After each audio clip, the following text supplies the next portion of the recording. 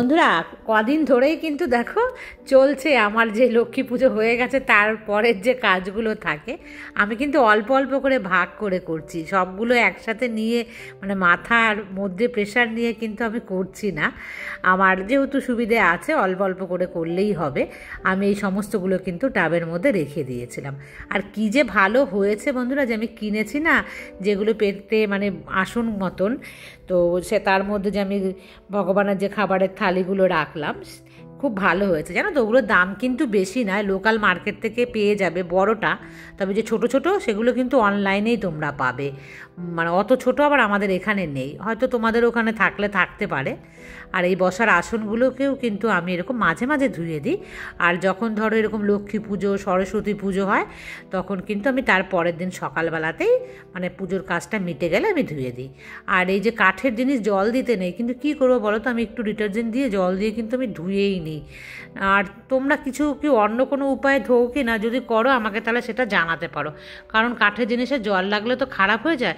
বছরে 2-3 বার আমি এরকম জল মানে লাগাই আর কি, তারপরে আবার রেখে দিই, এটাকে তুলে মানে সরিয়ে রেখে দেবো।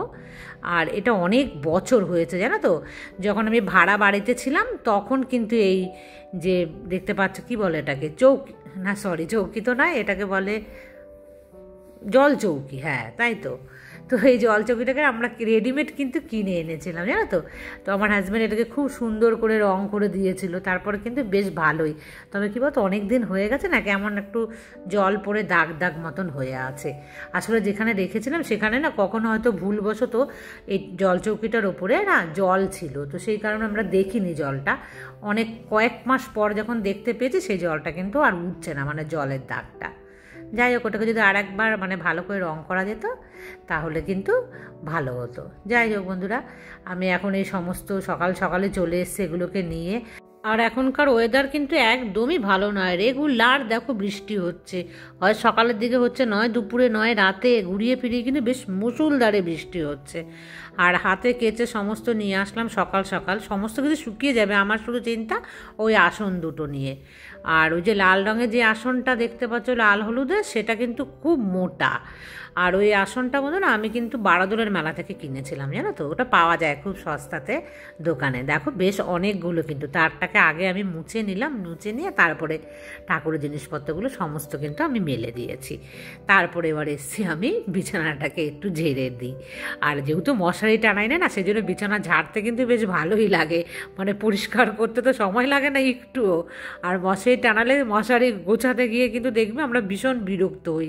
মশারি টানানো আর মশারি যে গুছিয়ে তুলে দেওয়া, এটা কিন্তু ভীষণ বিরক্তের একটা কাজ। আর এই যে দেখতে পাচ্ছ জামা কাপড়, এই জামা কাপড়গুলো কিন্তু আগের দিন সন্ধ্যেবেলা আমি তুলে নিয়ে এসেছিলাম, সেই কাজটা আর করতে ইচ্ছে করছিল না।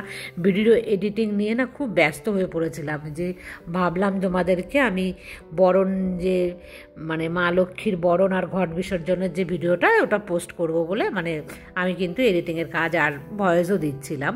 আর ওই ভিডিওটা ছাড়লাম, ছাড়ার পরে আমাকে পারমিতা ওখানে কমেন্টস করেছে যে মা লক্ষ্মীর হচ্ছে বরণ মানে বিদায় বরণ হয় না, বিদায় হয় না। হ্যাঁ আমি তো ওখানে বলেছি যে আমাদের কিন্তু লক্ষ্মীর বিদায় হয় না, লক্ষ্মীকে কিন্তু আমরা জলে কখনোই বিসর্জন দিই না। দেখো আমার পুরো ব্লগটা যদি দেখো তোমরা তাহলে কিন্তু দেখবে আমি কিন্তু সেগুলো বলে দিয়েছি ওখানে। তবে কি বলো তো, আমি বলছি যে পারমিতা বলেছে না যে একদমই ও ঠিক কথাই বলেছে যে বিদায় হয় না, কারণ মা লক্ষ্মীকে কি করে আমরা বিদায় দিতে পারি? মা লক্ষ্মী তো ঘরের লক্ষ্মীকে কেউ কি বিদায় দিতে পারে না। তবে জানো তো আমি যেখানে থাকি এবং আশেপাশে আমি দেখেছি, ধরো যারা 12 মাস মানে মা লক্ষ্মীকে ঘরে পুজো করে না, অনেকেরই আছে সিংহাসনে যে প্রত্যেকেরই আছে মা লক্ষ্মী, তা কিন্তু একদমই নয়। তারা সারা বছর কি করে বলো তো, লক্ষ্মী পুজো কিন্তু করে না। যখন এই কোজাগরী লক্ষ্মী পূর্ণিমা আসে তখন কিন্তু এই পূর্ণিমাতে তারা পুজো করে, মাটির মূর্তি বেশ বড় বড়ও আনে। তো তারা কি করে, তারা কিন্তু মায়ের সেই মূর্তিকে আমি দেখেছি তারা রাখে না বাড়িতে, তারা কিন্তু জলে দিয়ে দেয়। আমার যে বাড়ির থেকে দেখতে পাও না জল, এটা একটা দিঘি, তো এই দিঘিটার মধ্যে মানে সিঁড়ি করা আছে, ঘাট আছে, সেই দিকটাতে ওই মা লক্ষ্মীদের কিন্তু ওখানে বিসর্জন দেয়। এবং আমাদের কৃষ্ণনগরে বিশাল বড় বড়, আমি তোমাদেরকে দেখাতে পারলাম না, আমি মানে ভুলে গেছি বিসর্জনের সময়, আমার যে গলির মুখটার মেন রাস্তায় গিয়ে দাঁড়ালেই দেখা যেত বড় বড় যে লক্ষ্মী তাদের সবাইকে কিন্তু বিসর্জন দেয়, কারণ অত বড় লক্ষ্মী তো রাখা যাবে না।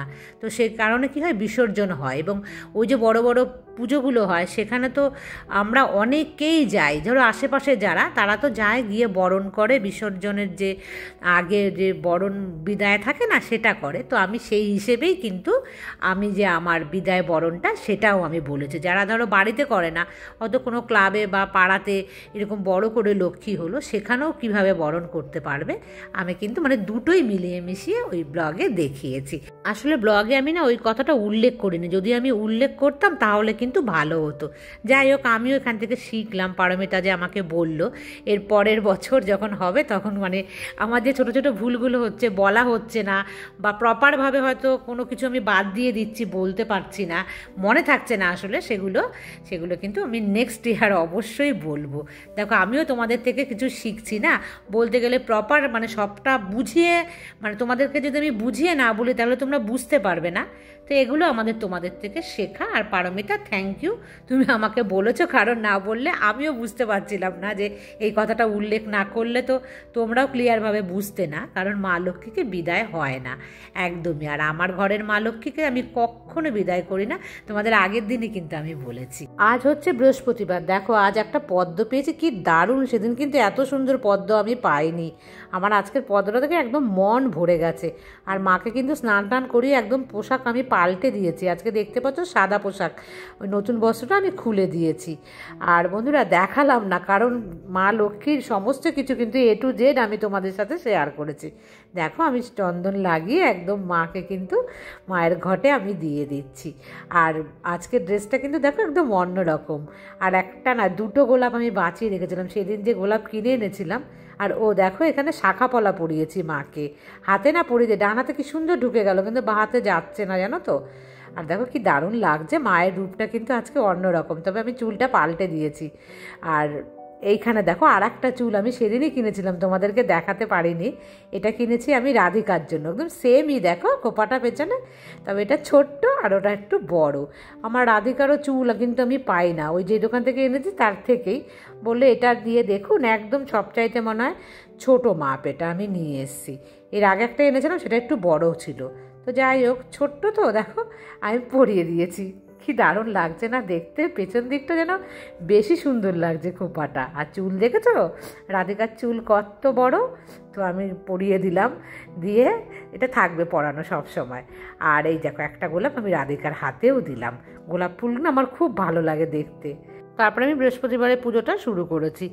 আর আমাকে অনন্যা বলেছিল যে আমি যখন ওই ফুলগুলো লাগিয়েছিলাম না, পদ্ম ফুলে যে ছোটো ছোটো যে পিঙ্ক কালারের, আমাকে বললো এই ঘরে লাগিয়ে রাখতে, ওপরের ঘরে কিছু লাগিয়ে রাখতে। তো কি বলো তো, এই ঠাকুর ঘরে না আমি লাগিয়ে রাখতে পারিনি, একদমই দেখতে মানে পেছনের ব্যাকগ্রাউন্ড না ভালো না এখানকার, সেই জন্য আমি লাগিয়ে রাখিনি। দেখলাম লাগালে ফালতু নষ্ট হয়ে যাবে, এই জন্য আমি তুলে রেখেছি। যদি পরিষ্কার ঘরটা হতো, অনেক বছর হয়ে গেছে না এই ঘরটা, রং না করে না কোনো কিছুই আমি দেখেছি ফুটেই ওঠে না, মানে লাগালে বা এখানে যে আমি পুজো করি দেখবে কেমন যেন একটা লাগে দেখতে ওই ঘরটার মধ্যে। আর দেখো সকালে যে ফুল আনতে গিয়েছিলাম না আমি ঠাকুরে, তখনই কিন্তু আমি নিয়ে এসেছি মানে পনির। আর এই পনির আমি কত বছর পর, 50 বছর পর তো মনে হয় আমি খাচ্ছি। তোমরা তো মনে হয় আমাকে কেউ আর দেখোই না আমি পনির খেতে। এই শীতকাল আসছে না, শীতকালে আমি খাবো রুটি খাওয়ার জন্য, যখন আমি মিক্সড একটা সবজি বানাবো তখন কিন্তু এই পনির আমি তার মধ্যে দিয়ে দেবো। আমি তখন না আমার ভালো লাগে পনির দিয়ে রুটি পরোটা দেখবে। আর ভাতের সঙ্গে খেতে না আমার খুব একটা কেন একদমই ভালো লাগে না। তো অনেক দিন খাইনি, কি মনে হলো ভাবলাম যে না একটু নিয়ে যাই পনির। আর পনির না অল্প কিনতে বন্ধুরা, তোমাদের সত্যি বলছি আমার না ভীষণ লজ্জা করে। হেনাকে বলছিলাম যে পনিরের কথা, পনির কি করে কিনবো, একা থাকি কতটুকুনি আর পনির কেনা যায় বলো। তখন হেনা বলছে যে তুমি 100 গ্রাম কেন কিনবে, তুমি 50 কিনবে, তুমি তো একা খাবে। আমি বললাম দোকানে গিয়ে বলা যায় বলো যে আমাকে 50 পনির দিন? খুব লজ্জা লাগে না বলো বলতে এই কথা? আর আমি তো মানে পছন্দ করি না যে একটু বেশি করে কিনে এনে রেখে দেবো, এখনও শীত পড়তে দেরি আছে কয়েক মাস, মানে এবারও মাসখানেক তো বটেই। তো সেই জন্য না ও বলছে যে হ্যাঁ কেন কেনা যাবে না, কিন্তু আমি লজ্জা পেয়েছি বন্ধুরা। দোকানে যখন গিয়েছি আমি বলতেই পারিনি, দোকানে অনেক লোক থাকে না, সেখানে বলা যায়। যাই হোক একটু বেশি করেই নিয়ে এসেছি, ভাবলাম যে না একটু বেশি করেই খেয়ে নেবো। তবে পনির কিন্তু শরীরের জন্য ভালো, তবে এই পনির নয়, যে পনির বাড়িতে বানানো হয় সেই পনির কিন্তু খাওয়া শরীরের জন্য সত্যিই উপকারী। আর এই মটরশুঁটি দিয়ে খাচ্ছি। মটরশুঁটি তো এখনও বেশ অনেকটাই আছে, আবার তো মটরশুঁটির সিজন চলে আসছে বন্ধুরা। তো দেখলাম যে আগের বার তো ভাবলাম যে খুব কম রেখেছি। এই দেখো বন্ধুরা, পটল ভাজা করেছি। পটল ভাজা গরম গরম ভাতে আমার দারুণ লাগে খেতে। তবে আজকে না পটল ভাজাগুলো ভাজতে গিয়ে একটুখানি আমি কিন্তু বানিয়ে ফেলেছি, মানে পুড়িয়ে ফেলেছি। আর চৈতালির কথা তো খুব মনে পড়ছে। চৈতালি বলেছে একদিন নিরামিষ খাবে সপ্তাহে। আমি কিন্তু বৃহস্পতিবার করে খাই, তোমাদের সাথে নিরামিষের দিনগুলো শেয়ার করি না। যে কোনো কাজে না কিছু একটা পড়ে যায়, বৃহস্পতিবারের দুপুরের খাবারটা তোমাদের সাথে আমার শেয়ার হয় না। বেশিরভাগই দিন দেখবে আমি কিন্তু সয়াবিন খাই। আর এখন সন্ধেবেলা আমি কিন্তু সন্ধে দিতে চলে আসলাম। আর আজকে জানো তো দুপুরবেলায় নিচে শুয়েছিলাম। কি হয়েছে, অনলাইন থেকে আমার একটা জিনিস এসছে। সে ফোন করেছে যাবো বলেছে যখন, সে কিন্তু এসছে 1 ঘন্টা পরে। যাই হোক, সেই 1 ঘন্টার জন্য আমি নিচে থাকলাম, তারপরে আর ওপরে যাইনি। তো এখন ভেবেছি সন্ধে পুজো দিয়ে তারপরে কিন্তু আমি একেবারে ওপরে যাব। আর সারাদিন পরিশ্রম হয়েছে অনেক। আর বন্ধুরা, তোমাদেরকে অনলাইনের জিনিসগুলো কিন্তু আমি খুব তাড়াতাড়ি দেখাবো। আর জানো তো একটা কী হয়েছে, অনলাইনের জিনিস কিন্তু আমার ক্যান্সেল হয়ে গেছে। মানে ওরা নিজেরাই আমার একটা জিনিস ক্যান্সেল করে দিয়েছে। পরের ব্লগে তোমাদের সাথে আমি কিন্তু সবটাই শেয়ার করব।